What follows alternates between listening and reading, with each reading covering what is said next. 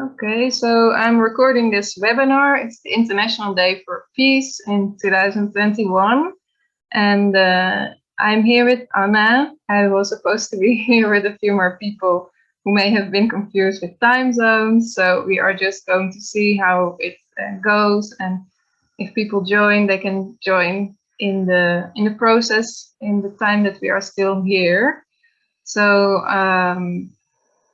I prepared a couple of slides, and Anna and I already watched a video from the International Day of Peace celebration in New York City, where in 2019 the theme had to do also with climate change, which is of course also this year still very important. And I think that the two issues are quite related because peace and is like in a way a precondition for having no climate change or less climate change. And also how we treat the earth is something that we don't do peacefully at the moment. So we have to look at that aspect of peace as well. And let's start with the slides. I hope every technical issue goes well. So do screen sharing here. So we just started with the official part after the little video. And today, what will we discuss? We will have a short introduction. We already did the video, as I said. Then I will speak about different meanings of peace or approaches to peace. And I will speak a little bit about the project, Changing the Game, Developing a Culture of Peace in Organizations, which is a project that I'm involved in. And it has been, it has started in January this year. It's 2 years. Then I have 2 announcements, and then I invite you to join a practice of the 2 Hands of Nonviolence. And I will close again saying a little bit about this year's theme of the International Day of Peace. So the International Day of Peace was declared by the UN General Assembly on the 21st of September as a day devoted to strengthening the ideals of peace through observing 24 hours of non-violence and ceasefire. The ceasefire, so the absence of violence in combat zones, is to facilitate humanitarian aid access. The day was first celebrated in 1981 and is kept by many nations, political and military groups. In 2013, the day was dedicated by the Secretary General of the United Nations to peace education, which is a key preventative means to reduce war sustainability. And I wanted to point that out because, of course, I'm involved in peace education. So this was the video. I'm gonna send you also this slides, and then you can watch it still at home. This is the peace bell, which was gifted by Japan as a reminder of the human costs of war. So there are different concepts of peace, and here I am talking about 3 of them. Negative peace is the absence of war, and basically that is what the International Day of Peace is about, or at least was about when they just started that. But there's also a concept called positive peace, and that is the presence of the attitude, institutions, and structures that create and sustain peaceful societies. So this idea of peace raises much more question marks in people of, okay, so how are we going to build peace? What is needed for that? While if we only think about peace as what it is not, there is no violence, then it doesn't really get any creative thinking started as to how can we actually realize that. We will just get only stuck in making ceasefires and peace agreements. So it's really important to broaden the concept, in my opinion. And this was done by Johan Valtum, who is a peace scholar. So if you have already joined one of my training courses, which the participants here have, then maybe you remember the direct, structural, and cultural violence. So direct is any physical violence or verbal, psychological, that's like you can observe. And structural, it has more to do with the society, with all the institutions that perpetuate violence. And cultural is in what we kind of see as normal or justifiable forms of violence, or the myths and the stories, all of that, which we have that contain elements of violence. So to establish a positive peace, and also direct experience of peace, of course, we must build the structures and the set of values, attitude, tradition, modes of behaviors, and ways of life, which are a culture of peace, this last part. So yeah, basically these are very linked, positive peace and a culture of peace. Culture of peace is also measured by the Peace Index. So if you haven't heard of it, I would Google it and check out this idea, because you can see from all the countries in the world how they score. So there is an institution who has created different, I think also 8 pillars actually, and many different, how do you say, not measurements, but indicators. So with those indicators, they are measuring positive peace. And that is a slightly different approach from the culture of peace that was established by resolution A52151 in 1998 by the UN, of course. So if you are interested to dig into it, you can also find that resolution online. According to this definition, there are 8 areas that make up the culture of peace. And so these 8 areas are a little bit different from the Peace Index, and I will share now what they are. So first there's education and the values we adopt and promote, the disarmament and security, and how we deal with conflict, tolerance, understanding, and solidarity, and how we work and collaborate together, sustainable development and our impact on the environment, gender equality and generally equality and representation, democratic participation and how we make decisions, free flow of information and how we communicate and inform, and human rights and what role they have in our life. So this was something we put together in these specific words from a project that I will speak about. It's changing the game, developing a culture of peace in organizations. And as I said, we have started that in 2021. We had team meetings to deepen the knowledge on a culture of peace and game design. And the arrow here has somehow moved, but that led to the first draft of the game. So we are going to test this game in 2022. We have an international meetings involving also other partners than the ones that are making up the core team. And in that meeting, we will test the game. And we will also have local events to test the game in Latvia, Netherlands, Greece, Poland, and the UK. So here you see a very nice drawing of the organizations involved, which here is the Dutch abbreviation for the Foundation for Active Nonviolence. You can see here. And then we have organizations in Latvia, the United Kingdom, Poland, and Greece, as I said here. And the outcome of this project is supposed to be a game and a facilitation guide. So we are trying to make it really fun to build peace. And also we are focusing in that not like exactly the 8 areas as they are formulated by the United Nations, but how do they apply them to organizations so that different NGOs can really build on peace, build this peace. So we created this kind of renaming, let's say.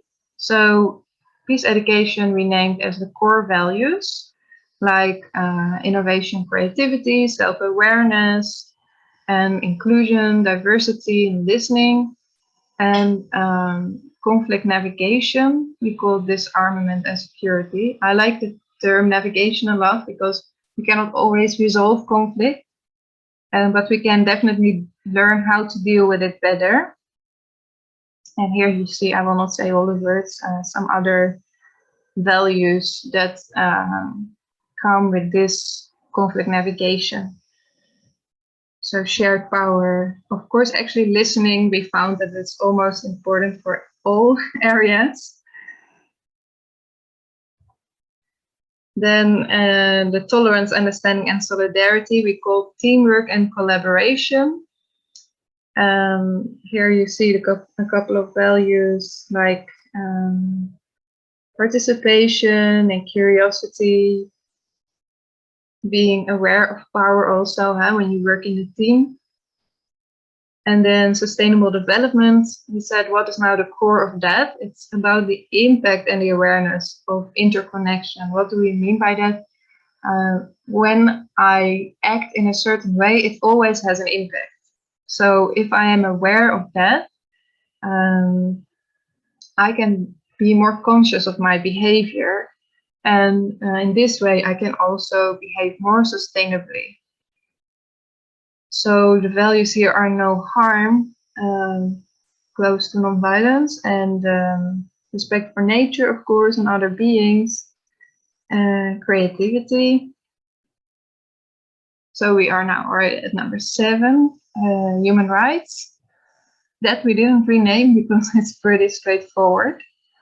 We spoke about how they are also universal, or that's the idea behind it. And at the same time, there must be a cultural sensitivity in how we work together, and to understand what values we hold, because they can be different in different cultures, or maybe they are the same, but we just have different approach to them. So also we think that human rights really is based on the well-being for all, which here we just put the word Savodaya because it's a word that Gandhi used a lot, and it has that meaning, well-being for all, in I think Sanskrit, but perhaps in Hindi. And the last area of culture of peace is gender equality, which we broadened a little bit to generally equality and representation. So we discussed here how women often are not really represented in political leadership, and also maybe that has an effect on the organizations because the boss is more often a man. Although I think in this world of NGOs, it's not so much the case. Here also we wrote down valuing of feminine qualities. And this is like how it is perceived, right? It's not necessary that they are innately feminine, but those qualities like listening, empathy that we have mentioned earlier. And to be inclusive of also all the gender and sexual identities as well. And of course, all our cultures and colors. Oh yeah, I was wrong about being in 7 or 8 area. We have 2 more. So also decision-making, democratic participation, which is about cooperation and being in service to nature and community. That's because in our discussions, we thought that this is kind of a practical way of how to say, like the decisions that we want to make as an organization should be in service to nature and community, to be in line with peace and building peace. So the free flow of information, we call it communication and sharing information. So here we have again cultural sensitivity, but one important, very important part here is transparency and trust. So here it's also about sharing the information, and you can think about state secrets and WikiLeaks and everything, like how that is actually supporting war and violence, while if everything is in the open and there is trust between people, that's a very important element for peace, of course.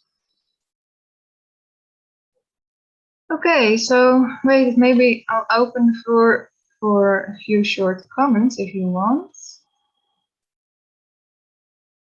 You can unmute yourself. Do you want to clarify maybe something, or? I think Nina that some of the points highlighted we discussed also during the training course. But this, except for this game, like changing the game, this I think it's a really nice project. Yes, was it useful to hear like the reframing of the areas of culture of peace? Sorry, Nina? Was it useful to hear the reframing, like to not Yes, use of course. the very formal ways? Yes, of course, it is useful. It was useful. Okay, so let's continue then. Because I have two announcements which hopefully are of interest to whoever is listening. Because for changing the game, we are really looking for a Dutch volunteer that can help to organize the local meetings in the Netherlands to test the game. As you know, I am mostly in Greece, so I won't be able to really hold those meetings myself.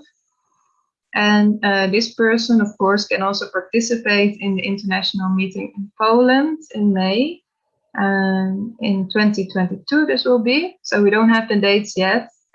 It can all change. Everything is changing with COVID. So it has already been the reality this year. And who knows what's going on next year. But anyway, that person will also get a small volunteering compensation. It's important that they speak Dutch, because we have a Dutch volunteer who's based in the Netherlands but doesn't speak the local language. So that's what I'm looking for at the moment. And also I'm looking for a volunteer that wants to help to create a traveling exhibition on peace, conflict resolution, and similar topics. And that is for the Dutch Museum for Peace and Nonviolence. Museum voor Vrede en Geweldloosheid in Dutch. So again, I know that both of you, Anna and Felicita, are from Italy, but maybe you have friends in the Netherlands. So then the other announcement is the Peaceful Earth game. Some of the people that joined the training course last year, the training courses, have joined also this Peaceful Earth game. And I renamed it as Noah's Challenge, because Noah, with the ark, the famous Bible story that survived the flood and saved all the animals, he's like a main figure because there is such a similarity in the times that we live now. I think there are really many crises that we are experiencing. So the game is about 9 missions to save the world from the existential crisis and to bring about an era of peace. So you will get those 9 different themes, and the challenge is to take action on them. So there's, in each mission, there are 5 suggestions that you can follow, and you will get different points according to the actions you will take. And also you always have the freedom to completely make up your own action. So you can do this only in Teams, not as a person. If you're interested, please sign up. You can just send me an email, and on the website of PeacePower.org, you can find all the introduction and more information. So I'm working still to update the English version. The Dutch version is ready because we are also working with some schools. And the English version is also ready, but it has just the old name and not yet the points. Welcome also to Martina. Let's say hi to you. Do we see you? No, not yet. Hi to everybody. Now maybe now you can see me. Yeah. Okay, perfect. Hi. I'm just really sorry to join late because I got a problem with the bank, but now I'm here. I'm sorry to interrupt as well. Yeah. Thank you for joining. No, you're welcome. Okay. You missed a little bit, but I'm gonna send everyone the slides. So Yes. also the ones who couldn't join at all and signed up, they will all receive them. I was just updating people about the Peaceful Earth game having a new name and the little minor changes. Martina also participated in playing it.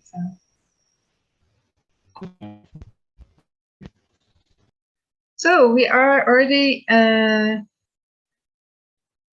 a bit faster than I thought. We are already in towards the end, which I wanted to invite you to do a practice with the Two Hands of Nonviolence, because it's always something so easy to remember, and to me it's kind of the core of what we mean by nonviolence, as there's so much confusion about the word. In the beginning we discussed about positive and negative peace, and nonviolence is often understood as negative peace, but we want it to be understood as positive peace, as what you can do, the attitudes, the ways of being and living to build peace. So, and also one way that I just heard a few months ago of phrasing it, which I really like, is stay as safe as possible while being as courageous as possible. How is this done now? So I will show you first, for the ones who are not familiar with the practice, what they are, as you can see already here in the picture. But so one hand is to stop the harm that has been done, and to you, sometimes to society or to others, it depends. And the other hand is a symbol of reaching out. So I'm too close to the camera to do it correctly. But like, imagine that your hand is lower and stretched out. So you make a gesture to the other person for a dialogue, and you recognize their humanity, because that's the basis of dialogue and also of understanding and of peace. So even though I disagree with your actions, and I think you should stop and you should change what you are doing, I think that I have a different proposal, actually, even for you, and I want to discuss that with you. So it's not just like, okay, let's speak together and we are going to build peace by being friends. Now, we don't need to be friends at all. But we do need to have some kind of communication for things to change, right? So that is why this hand is important. And at the same time, also, that hand is important because it shows our boundaries and our values. And this is how we really stand up for justice and for the things that we believe in. So here we have 3 ways to practice them. One is to offer the 2 hands to yourself. So you say, you can do it also, of course, with the left or with the right, it doesn't matter. We say, stop the harm that, please, to yourself, stop the harm that I am doing to myself, the blaming and the shaming. And at the same time, I want to reach out to myself with compassion. and to be with myself without judgment. So I just thought that we can take a minute and make the gestures to ourselves and just see what comes to us. You want to do it. I'll also do it.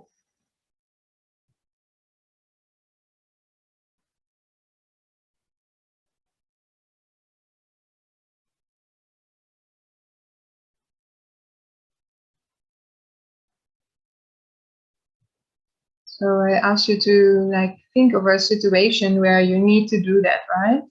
You think of something where you say, maybe I'm a little bit too critical to myself, and it would be helpful for me to be more compassionate.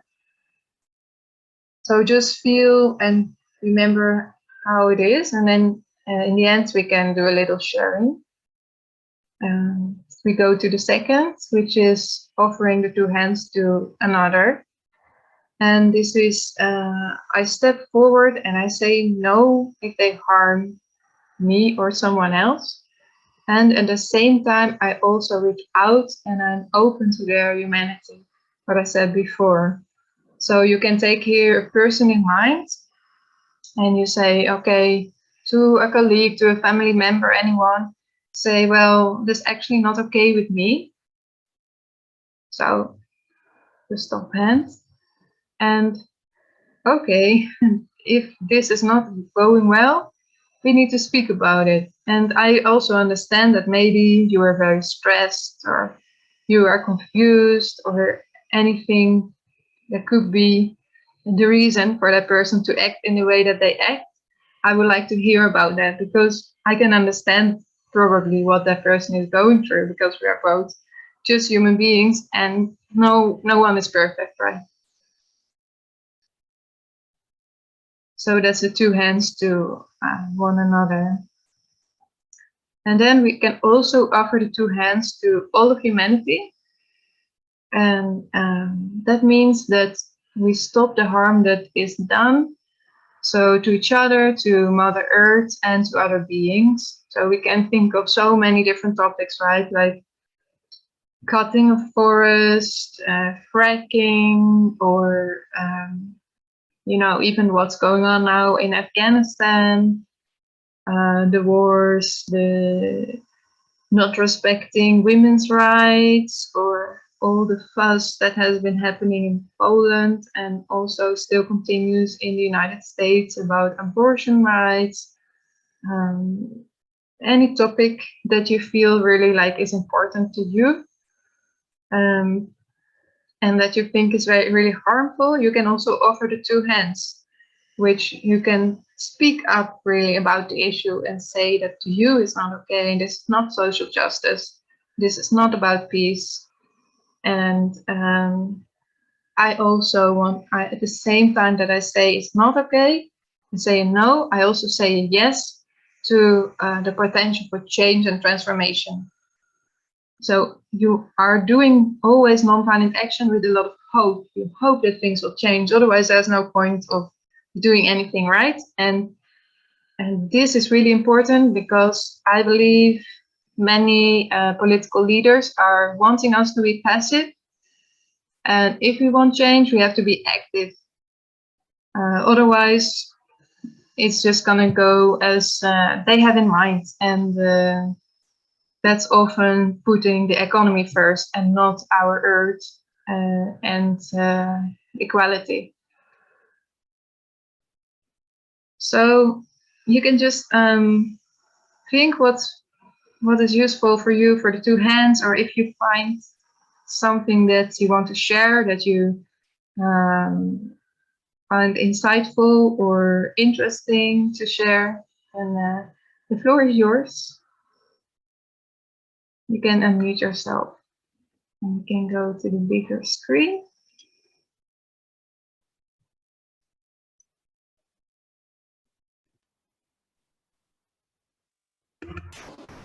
Hello. Hi, Felicita. Hi, Martina. I will pause the recording, by the way, for your privacy.